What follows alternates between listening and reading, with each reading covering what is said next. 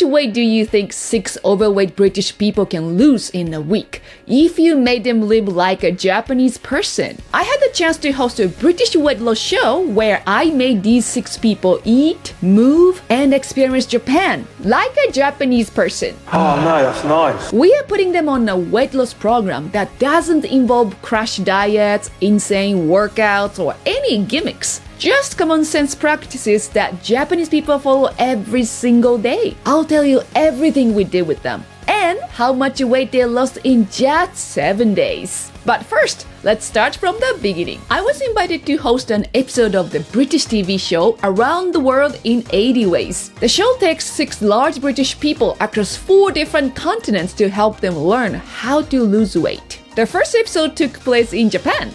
And for good reason. Japan's obesity rate is only 4% compared to the UK's 25%. If their goal is to lose weight, there's no better place in the world to start than here. The first thing I realized when I met them was they knew almost nothing about Japan. However, they were about to find out something truly shocking about my country. As we're walking, like everybody's staring.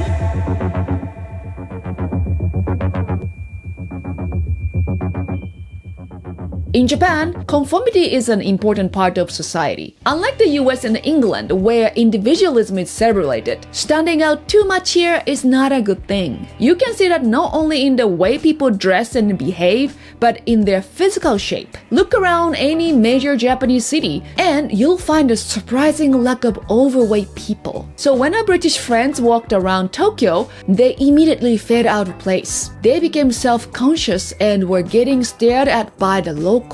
And this is part of the reason why Japanese are so thin. We don't want to stand out like this. So while they might not get too many looks back at home, in Japan, they definitely will. Unfortunately, this was a harsh wake-up call for them, and it motivated me even more to help them to lose weight. One of the ways we did it was to put them on a Japanese diet. During their 7 days, they would eat nothing but Japanese dishes. No fish and chips, no curries, and definitely no Spotted dick. Spotted dick? They will eat only fresh, high-quality whole foods. The crew also decided to prepare their meals in a Japanese style called Ichiju Sansai. I came to my Japanese yakiniku restaurant and put together what's the Ichiju Sansai meal look like for you guys. So Ichiju means soup. So I prepared this bone broth soup with some seaweed, and sansai means 3 side dishes. One should be heavily protein. Our restaurant specializes in A5 Miyazaki Gyu, which is one of the one of the best Wagyu in Japan. And today I wanted to make sure that it grilled really nice and tasty, so I actually used my restaurant's grill. And next one is Japanese kabocha, and I made it with a nice beef broth and soy sauce and a little bit of sugar. This is one of the typical Japanese side dishes you'll see in Japan. Next one is edamame, the beans and corn.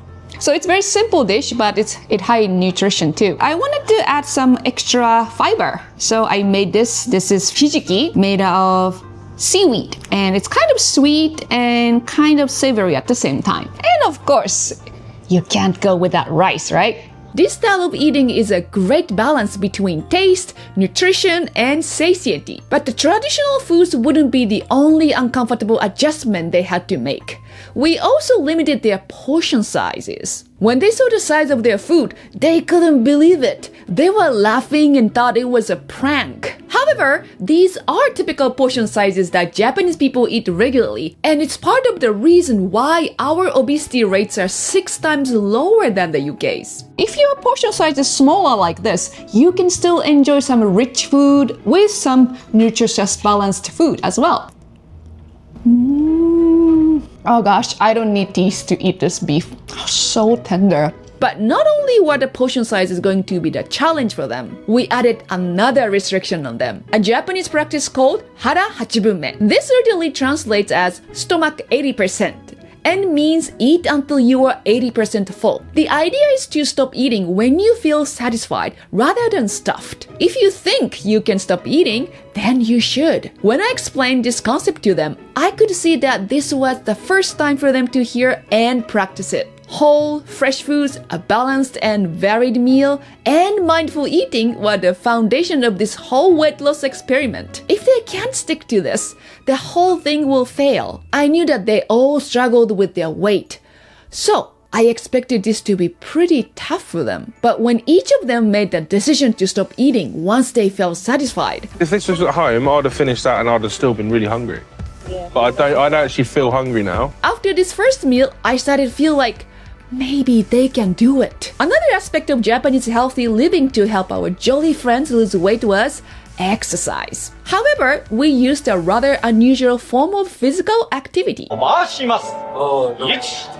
Developed in the early 1920s in the US and brought to Japan in 1928, radio taiso has become a huge part of our culture since then. All of us practice this exercise from childhood up until our old age. One of the things I've heard from many non-Japanese about radio taiso is that it's not real exercise. For many in the West, exercise is often associated with high-effort activity. So weight training, cycling, running, and other intense movements are seen as a real exercise. After all, how can this be considered exercise if you have the option to do it in a chair? But that's where the Japanese and Western mindsets differ. In Japan, any physical activity can be considered exercise. Rather than focusing on the intensity of an activity, we tend to look at it from totality of daily movement. For us, it's not about how hard you work out in the gym. It's about how much you move throughout the day. So even something that looks as silly as this is considered exercise here. And trust me, the first time the Brits tried this,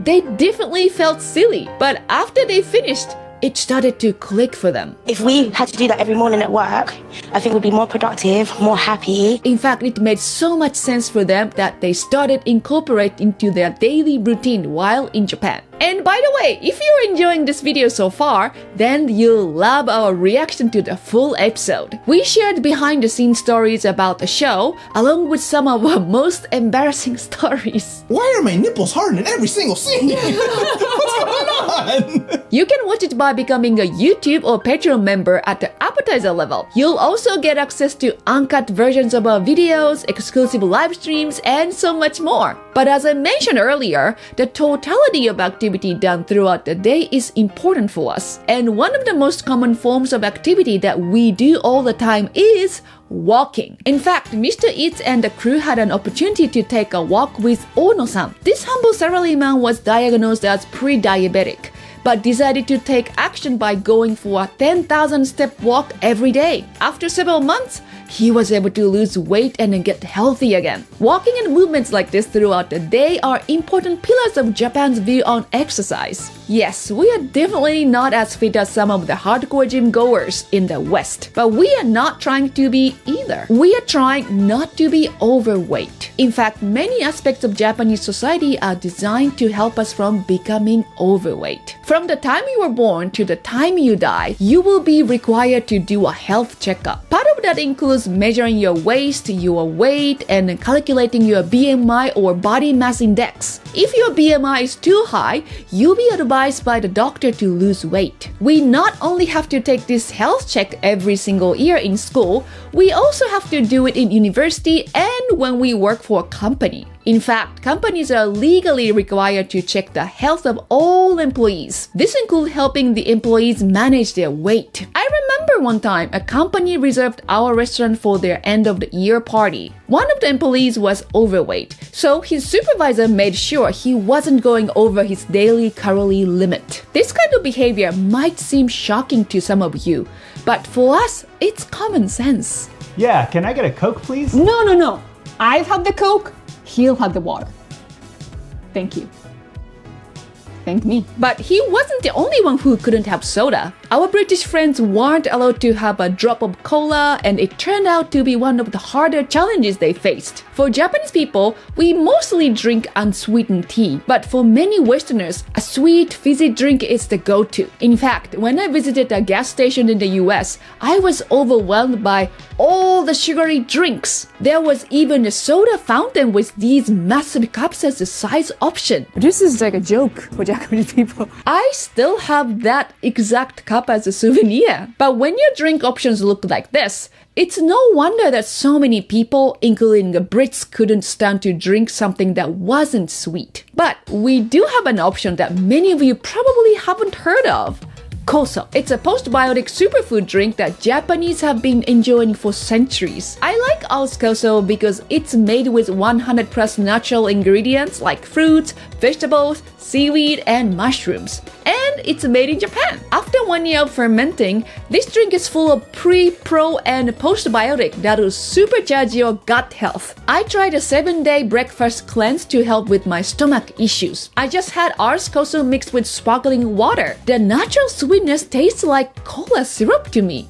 So I think it will make a great substitute for soda. And after a few days, my stomach was feeling less bloated and achy. You can save 15% off of your first bottle of Ao's Koso by using the link in the description or scanning the QR and using my code Mrs. Eats. Sign up to a subscription plan with my code to save even more. So if you're ready to make a real positive impact on your health, then get Ao's Koso. When we took our British friends to one of the largest soap companies in Japan, they got to see how strict Japanese companies take their employees' health. One of the Brits was shocked that they have to do this at work. That's a strong thing to say your staff need to be really healthy. The doctor explained that this is to check for early signs of diabetes, obesity, and other weight-related illnesses. When Mr. Eats asked them if this kind of health check would be allowed in England, one said a lot of people will say, I'm not doing that. But at the same time, he admitted, Everyone's doing it and it's actually working. for some in the West, this might feel like an overreach on privacy and bodily autonomy. But in Japan, we don't just see it as the individual's choice of whether to be healthy or not.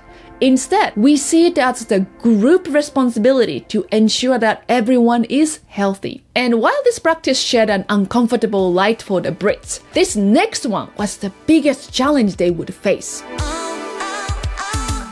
Unlike many Western countries, Japan has a certain level of acceptance for nudity in daily life. From childhood all the way to the golden years, we'll be seen naked in front of our family, friends, and even complete strangers. So when we were invited to take a bath with the Brits in a Japanese public bathhouse, for us, it was just a normal part of daily life. But for them, it was like a nightmare come true. In fact, many Japanese people have the same concerns about their own body as many other people in the world. It's just that oftentimes we don't have a choice in saying no to going to a public bath. As a student in elementary, junior, and high school, we'll have to take a public bath with other classmates during the field trips. And throughout adulthood, there will be times where our friends and colleagues will invite us to take a bath. So even though it's a normal practice for us, it doesn't mean we are immune to the shame we might feel about how we look. For anyone who's even a tiny bit self-conscious about their body, it's a huge motivation to stay thin. For two of the ladies on the trip, this was too much, and they had to say no. For one of the guys, he just couldn't bear to be seen in nothing but a towel. But the other three pushed themselves past their comfort zone, wrapped a towel on themselves, and hopped into the bath. Their courage and willingness to try everything on this trip was really inspiring to me. At the end of 7 days, they all stepped on this giant scale. Your combined weight was 855 kilograms. Now you are 838. You've lost 2.55 stones. I was so proud of them for how hard they worked. But the thing that impressed me the most about them was their own desire to change their lives. No matter how much we control their diet and exercise habits, none of it would matter if they didn't want to transform themselves. During the 7 days with them, I saw them struggle. I saw them cry. I saw them relive the painful memories from the past. But I didn't see them give up. You are such an inspiration for both of us. And when our 7 days were over, I realized they had as big of an impact on me